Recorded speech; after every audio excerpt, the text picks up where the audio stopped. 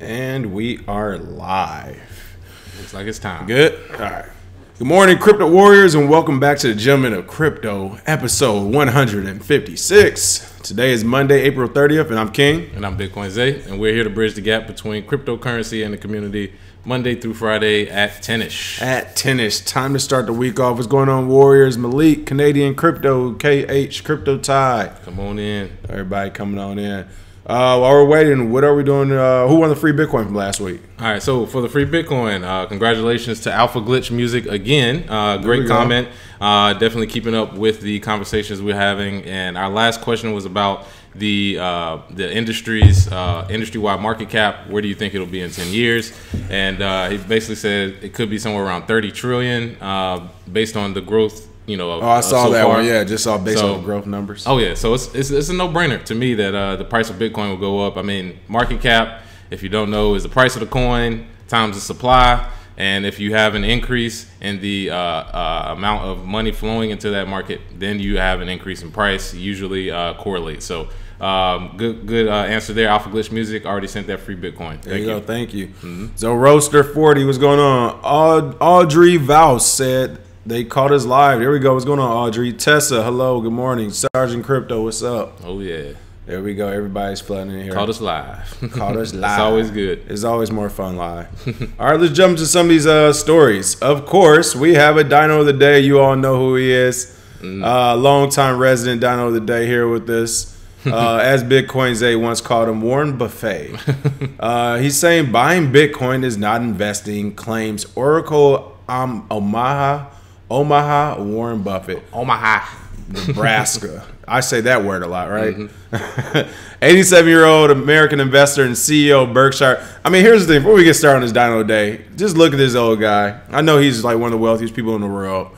But do they all have something in common? I'm just wondering. I wonder if they have a few traits in common. I wonder if they will be alive by the time Bitcoin happening. Let's not even go 10 years down the road. I mean, we can go next 2 years and see what happens. Not to say I wish that on them, but come on. How much time, brother? Right. 87-year-old American investor and CEO of Berkshire Hathaway, Warren Buffett, has again scored an investment in cryptocurrencies, claiming that buying Bitcoin is not investing, as he was quoted as saying in an interview with Yahoo Finance in Omaha. He said there's two kinds of people that there's two kinds of items that people buy and think they're investing, he said. One is really investing and the other isn't. He said if you buy something like a farm, apartment house, or an interest in a business, you can do that on a private basis and it's perfect, satisfactory investment. You look at investment as something to deliver the return for you. Now, if you buy something like Bitcoin or some cryptocurrency, you don't really have anything that's produced anything. You're just hoping the next guy pays more. Well, if I buy a farm, an apartment house, or an interest in a business, who's the next guy? I'm also hoping the next guy pays more. That's all the speculative market is. So that's a contradictory statement. But regardless, I mean, it's one of those things. We're not even going to just beat the dead horse on this. I mean, if you're new, you can go back and look at some of our old videos. We talked about this guy and many other dinos of the day. But it's one of those things where, he's calling it a speculative game and gamble. Whether it's a game, a gamble, if you want to change the words, whether it's investment, whatever word you want to ascribe to it, the technology works, Warren Buffett, period. The tech works. You say invest in things you also believe in that you understand. I understand how to read. I understand how to add. I understand math. And looking at this tech, it works. Yeah. What more do you want? He doesn't understand the internet yet. So you think something built on top of the internet is going to get him to, come around? No, right. He's very stuck in his ways with commodities. He has a huge amount of money, so he can, move markets basically when he feels like it's sort of, in commodities markets. But this is Bitcoin. This is something that if you have skin in the game, then you'll understand why most people use it. If you don't, then you won't. You're just gonna sit there and say this is bad. This is something you shouldn't do. And I will say Warren Buffett is very good at keeping the Ned Flanders game. Oh, he knows how to keep. Oh yeah, he is like. There's a lot of people. He's a sheepdog. He's a sheepdog. He will keep you. Yeah. Because people think because of past. I mean, anybody who's traded knows past performance does not equal future success. And anything said about Warren Buffett up until 2009 when Bitcoin was introduced is null and void, really, in the trading markets, because what he does has nothing to do with Bitcoin, has nothing to do with technology, and the way he described what Bitcoin's use case is, that's all commodities in assets start out as a speculative asset on what it'll be worth later, and then when that time comes that it's working, it's whatever, then you get a full-on market. So this is kind of like saying telling a baby you can't read yet, so you're not good enough for college. Right, really. Well, they kind of continue with Warren. Sergeant Crypto, shout out to one of the comments. Sergeant Crypto, or excuse me, not Sergeant Crypto, Crypto Q, just said he's literally talking about buying the farm. Useless. I mean, he really did just use an example of buying the farm. Yeah. Hey, Warren, no one's out there buying, at least, I won't say no one because I know you're in Nebraska, but in Los Angeles, New York, Miami, some other major metropolitan cities in the United States, people are not going to buy the farm unless it's a cannabis farm. Yeah. That's the only farm I've heard about people buying as of late. I tried to buy one, but Monsanto didn't pick up. There we go.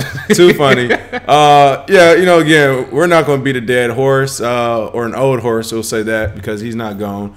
Warren Buffett, great, person of his generation, great investor, great time, all that. But if you want to be honest too about this guy, I mean, come on, he was giving money when he was like 12 or 13 years old, started investing then. Again, it's not really investing when you're 13 all the way to 20, throwing money into every blue chip stock out there. I mean, come on. Yeah. You didn't do that much work either. You just happened to have money, you invested early, and you made a lot. And somebody paid more for it. Try giving that business plan to a young kid. Right. Investing. Oh, yeah, you'll be rich in 60 years. I mean, well, speaking of the Yahoo story the Yahoo story that he was quoting, I mean, he's had articles in Yahoo and some of these other offshoot legacy websites for a while now, which says something like Warren Buffett's ways on you can make $100 million in 20 years or something. It goes back to like, well, if you would have bought Apple stock in 1980, I was like, dude, come on. I mean, honestly, I haven't seen or heard any new techniques from you as a reason but to buy blue chip stocks and sit in it. Then again, you're not actually investing either. You're just, that is, you're just buying, you're letting other people do the work. So we're doing the same with crypto and Bitcoin in this sector. We're letting the technology do the work. We're going to buy early. We're going to sit on it. Same thing you did about 50, 60, 70 years ago with your parents' money. Then you snowballed it doing it with your own money. But let's not act like you're actually out there, doing the breakdown of this and other. You was a guy who invested early. You had a lot of money. Then you pay for a team to go in and do the due diligence to continue investing in good companies to make money. All right, it's pretty simple. So, in the words of LeVar Ball, stay in your lane. Stay in your lane, old man. Hit him with that roar. There it is. Oof, that sounds like him too. Just screeching for dear life. Turn it up louder. Gotta get the speaker back going. Oh yeah, and scroll to the bottom of that article comments. Yeah. No, I just want to see something real quick. Look at the one at the bottom. 94-year-old Charlie Munger. I think we have something in common, people. We have something. We got an 84-year-old and 94-year-old yelling at the sky. What's that old meme? Old man yells at cloud. That's what. Right. You kids making your own money and not listening to people. What's wrong with you? And I mean, if you want to be really honest about this, I mean, listen, you're one cool way, and not in America, but any country, like, you would be one cool way for me to shut up, all right? Like, no one's really listening to you, okay? Not at all. Your 87 and 94-year-old really thinks they're going to tell people what to do only because they have money. Yeah. Come on, man. Yeah. Listen. I'll have one of your own people turn coat on you, all right? A lot of people wrong before. Japanese regulators discuss restricting trade of privacy-focused altcoins, report says. You don't say. Word. This is why we said from day one, when we were talking about these self-regulatory bodies working with the government, it would not be a good idea not to do it. Stay away. Red flag, honeypot, as you called it back then. This is what we're talking about. Right now, this is allegedly, however, almost every rumor we've seen in the crypto space has come from somewhere, and it usually has some sort of validity to it. But Japanese regulators allegedly suggested preventing cryptocurrency exchanges from trading anonymity-oriented altcoins, anonymous altcoins, basically like Dash, Monero. This month, Forbes reported April 30th. Relating the outcome of a working group meeting of industry experts in the countries, of course, experts in quotes. Just because you're already wealthy and you bought an exchange doesn't mean you're an expert. Yeah. That means you're wealthy and you bought an exchange about 30 days ago and you insert yourself in the conversation. And the country's regulator, the Financial Services Authority, the publication quotes one member of the group raising the idea of preventive measures regarding the altcoins, which are known for their focus on privacy and anonymity. It was quoted as saying it should be seriously discussed as to whether any registered crypto any registered cryptocurrency? A 15-year-old can make them. We're going to register a 15-year-old's crypto? Somebody just made a crypto as we was reading this, man. Right? Exchange should be allowed to use such currencies. The unnamed members say, oh, they said register cryptocurrency exchange. Still, what's a registered crypto exchange? Yeah. And I mean, there are rules for registering it. If it involves not having privacy coins, my advice would be throw the house, sell your car, sell your children, and buy as much privacy coins as you can, because that will mean that the demand is about to go through the roof. Because if you can't get it from exchanges and you already have some, or you're mining it, or you have the ability to buy it on something like Alphabet or a smaller exchange, I can promise you right now, those markets are going to open up big time. It'll be an initial hit because when they delist anything, there's the initial hit, but the bounce back from that, as far as people want to use it, will be ridiculous. And I think in Japan, they actually think this is a solution to whatever they decide is a problem. When in actuality, like we said before, prohibition only makes people figure out easier or a better way to do whatever they're already doing. So good luck with that, Japan. Shout out to BitCav308 in our Twitch chat as well, just joined. But yeah, one of the comments, as Bob LeBlau in the comment section of this article is on Cointelegraph, you want to check it out. Say, here comes the crypto wars. What are all you endangered, obsolete government phone sanitizer boneheads going to do when we all use a decentralized exchange? Something did we write this? I don't even know. You're going to block that. What about when we get around that? What are you going to do when we're secured by secrecy and your activities are fully logged and audited by a public blockchain, which is where we need to go. Whoever this commenter is, he's anonymous or she's anonymous, but they need to make themselves public. People, that is what we're talking about. They are trying to create all these rules and regulations. You saw the tax thing. Was it France the other day? Trying to tax 45%, took 19%. They're trying to tax. They're creating rules and regulations. But the thing is, once decentralized exchanges really come in, they become liquid, hopefully this year and maybe next year. Good luck. Then everything they've been saying thus far will become obsolete. Then it's what will they do next? What are they going to try to ban next? And then once we finally do have our public governments, the people that we pay to stay in office, once we have all of them on a public blockchain when it comes to their salary, to where the money goes for spending for roads. What they voted. Even J. Cole said it was a great thing in his song, something we discussed before, but having apps to actually say, this is where I want my money to go in my city. Yeah. That will come, and it will be accountable. And once that happens and it's flipped, what will they do then when, as Bitcoin Zay says, we become private citizens? Again, they become public workers. But yeah, somebody threw in there Cloak Coin. Yeah, I haven't heard that in a minute. Cloak. I actually saw Cloak as a recent, and this is the second time I'm seeing that word twice, or excuse me, in the last week and a half, 2 weeks. It might be a bullish signal. What's going on? I just seen it twice randomly. But yeah, I mean, it's one of those things we said to people. This is our hesitation with working with the government, with the self-regulatory body, because they're basically saying, to be a part of this self-regulatory body in some countries, Japan, well, you need to own a crypto exchange. I wonder how wealthy you are already. Exactly. I wonder if you actually been in the cryptocurrency space, in the ecosystem, or literally in the last 90 days, did you just purchase shares in exchange? All right. With that being said, are those going to be the same people? It's going to say the same on Wall Street, Gemini and some of their banker friends jumping ship. You're seeing it with Coinbase now, these TD Ameritrade execs. It will literally be these same people leaving one pot of crap to start to bring, the tread in the same tracks into something that's new and fresh. Yeah. Do you want these same people working with the regulators? As you said, making rules already. Well, as long as you guys don't have privacy coins in the exchange, you're good to go. No. Where does it stop? Right. I was saying no. That's not cryptocurrency. Your coin doesn't have $1 billion market cap. It can't be listed. You know what I mean? Like it's just a continuation of whatever rules they make up along the way. And honestly, in the crypto space, the less rules, the better. So everybody who's in the crypto space should be pushing back against something like this. And I know in Japan, it's a little different, but I can promise you, if it's happening in one country, they're thinking about doing it in another country, or if it's in one organization, another organization. So just look out for that. Definitely, I would get my privacy coins, now, or try to figure out an exchange to get them. But decentralized exchanges is going to change everything. So, yep. There we go. Shield those coins, people. Oh, yeah. All right, I'm going to let Zay do some more talking. KH basically tell me I'm sounding like I'm sick or in the weather. Oh, yeah. Yeah, a bit. My man King under the weather. We be fighting. We out here fighting. Mastercard publishes patent to speed up blockchain node activation. What is going on with Mastercard and this blockchain node? Well, it looks like Mastercard has basically got another patent. I think they're up to 30 Yeah, or I was so about now. to say they're up to a lot. So basically what's going on with these companies having blockchain patents instead of Bitcoin patents is what they do is take the blockchain technology. They have a private blockchain controlled by them, and then they come up with different patents to make it better for themselves. Which is why they're saying blockchain patents. This is why I keep not saying any specific blockchain, which is even the funny part. Which blockchains are we using? Their own, the private one. So basically, this patent, what it does is you have a fast track flags for different blocks in the blockchain. So basically, it speeds up the ability to make a node. It's actually a good idea. It's a good idea for a private blockchain. Right. If you have a node, basically you have a computer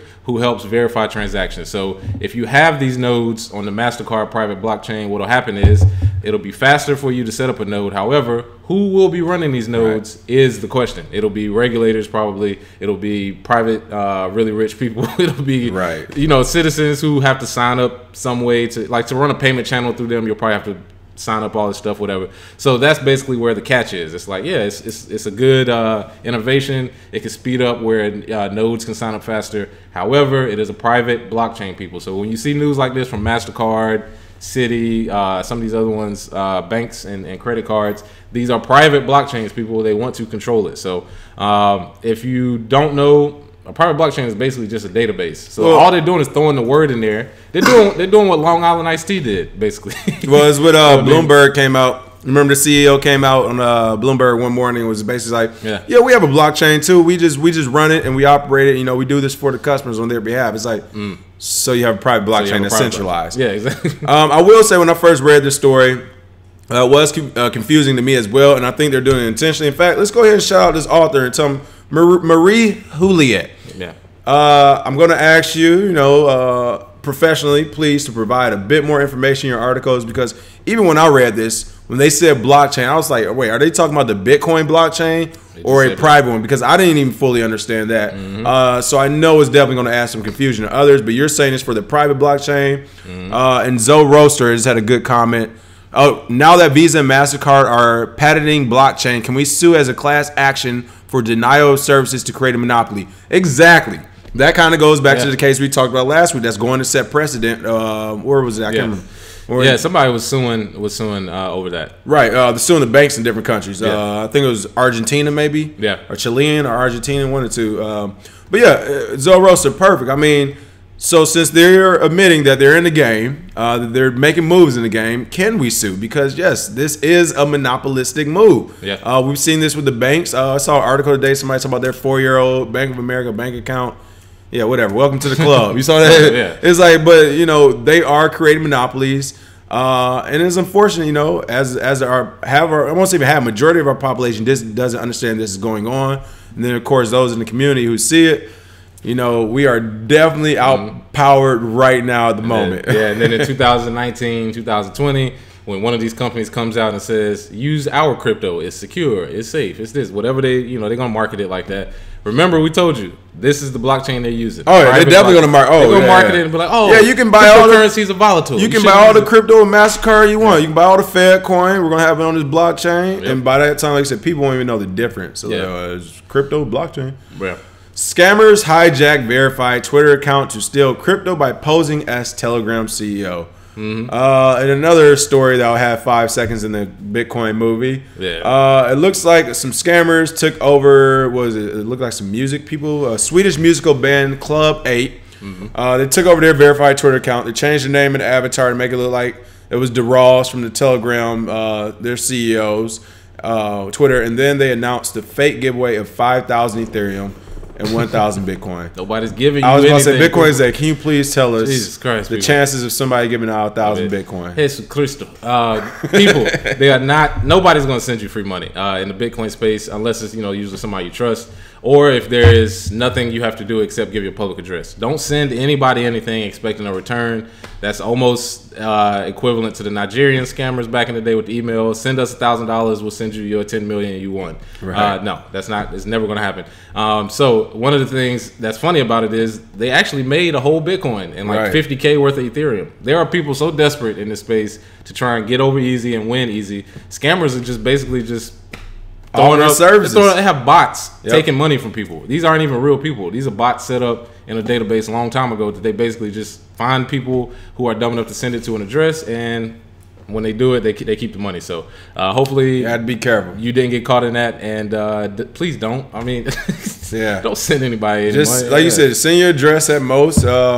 But there's no. I mean, people still are looking for it. It seems like it's an easy way in the game, people. It's not an easy way here. It's not an easy way. It's still a market. Possibly it was a bit easier, a year and a half, year ago, but it's to the point now, a lot of people are finding out it's becoming a little saturated, and a lot of the old ways that you could have made money fairly quickly, are being bought up basically, and the banking cartel is definitely doing their thing to make it a bit tougher. I'm actually reading that book fully again. Jekyll, the Island of Jekyll. Oh yeah, yeah. For those who knows about Federal Reserve banking and all that, how it came to be, and they describe it early on as a cartel. So that cartel is definitely in place. Yep. There we go, Alex Daly. Rest in peace to Avicii as well. Yes. Oh yeah. I know for Europe, big deal in the United States as well. But rest in peace to Avicii. All right. It's me, Boss Lady said. People are learning the hard way with those crypto freebies. LOL. Yeah. I mean, airdrops. These different forks. People are getting dumped on so hard, it's ridiculous. But if you've watched us, if you're in our newsletter group, we've warned against this plenty of times. So, all right, you talk about hitting a nail on the head, people. I think we actually nailed it right on the number. We were right in that range for sure. Crypto exchange Coinbase think it's worth $8 billion. Something we have literally been saying here for the last 2 or 3 weeks, that they are gearing up for an IPO. Exactly. Why are they evaluating the company? We keep saying it. I think actually our estimate went as far as the 10 bill, which is actually on track, because we said by the time they IPO, they're going to be looking for a neighborhood of 10 billion. Right now, they're already saying 8 billion. Let's say they were to do a late summer or a winter IPO this year, they can get to 10 billion, people. Yeah. I'm telling you, easy. But it's funny. We've been talking about this now. This report's coming out, an internal report. Again, they brought in a lot of executives, people. They brought in the Facebook and whatever banking or private, like Morgan Stanley, right? Morgan Stanley, Goldman Sachs, communications, PR director. They brought in the TD Ameritrade execs, Goldman Sachs people. The people they are bringing in know how to structure an IPO, and it begins long before you announce it. This is when it begins. When these leaked stories of internal auditing and all this, we're at this amount. So customers now have it in their head. All right, we might be paying about X amount of dollars per share on this thing if it's valued at $8 billion. Yeah. So they already understand where they're kind of looking at. All right, this is intentional. But kind of going with the cryptocurrency exchange and brokerage giant Coinbase internally values itself at $8 billion. Sources familiar with the company says. This valuation came from the offer to purchase Bitcoin startup Earn.com, which is actually a good way to try to evaluate something, because they're saying, hey, if you're going to spend, what they spend on $100 million? No. What do they spend? Series D. They got $100 million for Series D funding, but then what they also paid for Earn.com, it's kind of like any other math equation. You start plugging those numbers in, you can kind of figure out how much they may be worth. Last August, so shortly, not even a full year, they received a $1.6 billion valuation. That kind of shows how fast and aggressively everything is growing in space. To go from 1.6 billion to 8 billion in less than a year is huge, as President Trump would say. But what are your thoughts on this? Coinbase is basically following the Bitcoin market right now, which is why I think they'll have a huge valuation. As you know, let's see, last August the price was around 2,000, and I think right now the price is close to 10, so that's like a times 4, times 5. Their valuation was 1.6 billion, and now it's up to 8. That's almost times 4, times 5. It's literally just following the Bitcoin market. The more it grows, usually Coinbase was the catalyst for that growth, because most people's first introduction to Bitcoin is Coinbase. So with that being said, initially it seems like Coinbase would keep going how they are. However, like we've said, the introduction of Abra, Cash App, Robinhood, then as far as payments go, as a payment processor, the Lightning Network, and then as far as the overall business structure goes, Uphold, Gemini coming along strong. So they've got a lot of competition coming on, and to me, it would be smart to get your company as valuable as possible and sell it before the real competition, decentralized exchanges, comes, and you'll be sitting there holding the bag. I'm a big fan. Yeah, dump it on the. They're literally going to start dumping exchange people. I'm telling you, it's going to be. It's going to be pretty fun. Yeah, I would say it's a few. But I mean, that's crazy. To wake up and see that story. Like you said, we've been calling it for the last few weeks. Yeah. 8 billion. We said 8 to 10 billion. It's going to touch 10 people. 9.6 easy. 10. Yeah. But yeah, this is how it happens. This has got to be the highest ranked business of all time with terrible customers. And that's why I'm shaking my head right now. I'm just like, This is how it happens. They worse a sprint. You know what? At the end of the day, Brian Armstrong, was he like 34 years old? Hey, on the business side of things, you did it right. You did it right on the business side. So can't hate. You're an honorary member of the ball club. So I can't kick you out indefinitely. But hey, yes. You know. That book, thank you for everybody who commented. The book I was speaking of was The Creature from Jekyll Island. It talks about the Federal Reserve from its inception. Definitely a good story. Or I would say it's not even a good story, a good book to read to bring you up to date with where we're at right now and when it comes to banking and money. Danish ice hockey stadium rebrands to Bitcoin arena as awareness grows. Not a huge story, but good news is the Danish hockey arena.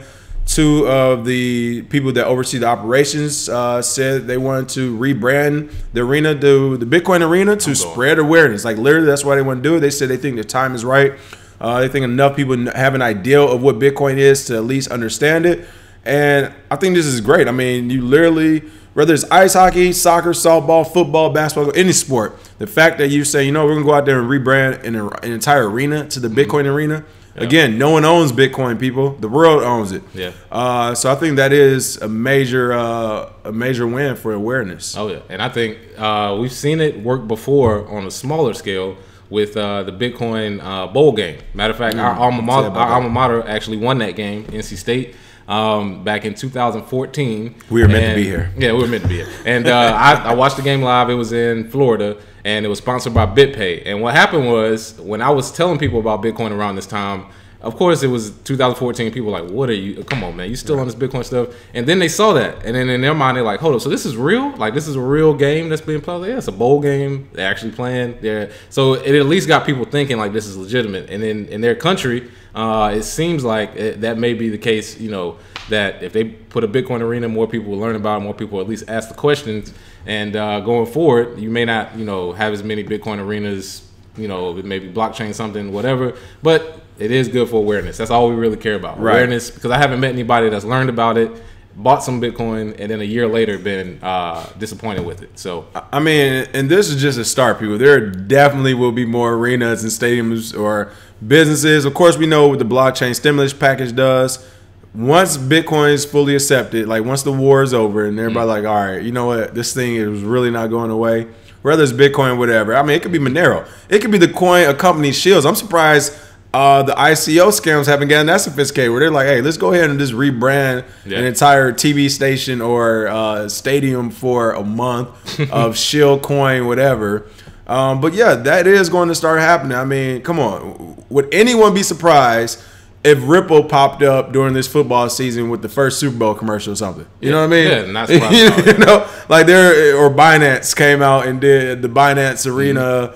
Whatever, come on. It's definitely going to happen. And again, good for the space as long as it's the right ones as far as, ones that actually have working teams and devs behind them. But yeah, I'm pretty sure there's definitely going to be a scam one too that sneaks into there on the mainstream and rename it BitConnect Stadium or whatever. USI Tech Stadium. Right, there we go. I love it. UNICEF is mining crypto to raise funds for children. What is going on with UNICEF? All right, well, currently UNICEF has put out a promotion to allow people to use their computing power to mine Bitcoin, which will then be given to children in Bangladesh, which is a noble concept that I won't say I came up with it. I will say I wrote the business plan for this in 2013, and none of the nonprofits in Charlotte, at least, or Raleigh, were listening to me. And UNICEF took it and ran with it. So now we have to look like we copying them. But but that's the messing part about the whole space. It's like I used to do stand up, so it used to be one of those things where whoever got the joke to TV first was the one who owned the joke. True. It doesn't matter if you've been saying it for years. So it's kind of the same thing. I'm not mad, but it is great to see UNICEF Australia actually use your mining power. All you have to do is go to the website, click I want to donate, and then your computing power automatically mines in the background. Right now I'm running it. I'm actually donating. I'm doing about 15 hashes per second. Okay. Yeah, I'm running it currently. So all you have to do is go to the website, click on it, start donating, and then it automatically starts donating. Very noble concept because the barrier to entry is low.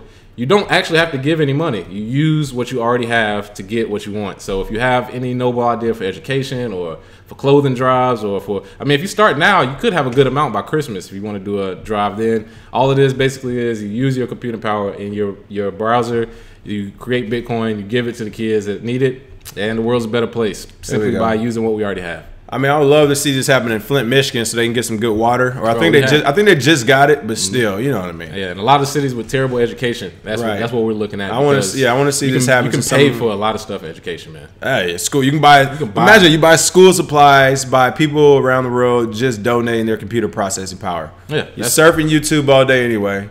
What's the little the commercial? The guy, you're sitting on the couch, you're not doing nothing. Might as well come on. You're surfing the web, you're not doing nothing. You might as well. Trash. What are you doing? You might as well put this on. Oh yeah. Voluntary crypto jacking. That's pretty funny, John. Yeah, they do ask if you want to use your computer power, but hopefully a couple weeks from now we don't see some malware got installed on everybody's computer who try to. Come on. But it is UNICEF, and I have looked at the developer stuff, so it looks like it's okay. Looks pretty good. Yeah. That's good to hear then. Yeah, definitely. All right, for the free Bitcoin today, what are we doing? So for the free Bitcoin, the question of the day is: privacy coins, are they the future? If they start to get pushed off of exchanges, they get banned. No, they get banned off exchanges. Hey, that's even better, probably. Will it raise the demand? Will it make people shy away from it? Will there be some kind of black swan event that makes privacy coins like the coins to get? Let us know. Put your public address, and we'll send that free Bitcoin. The audacity, though. Yeah. The audacity to even think, what if we just ban the privacy coins? Yeah. Like, let's just get rid of smart contracts. Oh, yeah. Yeah, right. Yeah. I mean, hey, let's just get rid of cryptocurrency. Let's go back to fiat. You know? Yeah, let's just go. Okay, people, come on. Crazy.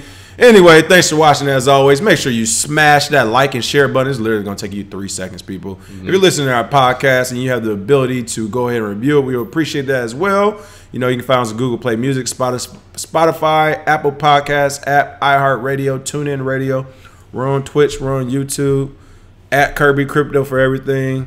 Have an amazing day. Anything else we have? There we go. That's all for me. Ended on Crypto Q's. The scoundrels. Right. The scoundrels out there, people. Keep your Bitcoin safe and secure. Other than that, have a great day, and we'll see you tomorrow morning at 10-ish. 10-ish. Cheers. Have a good one, everybody.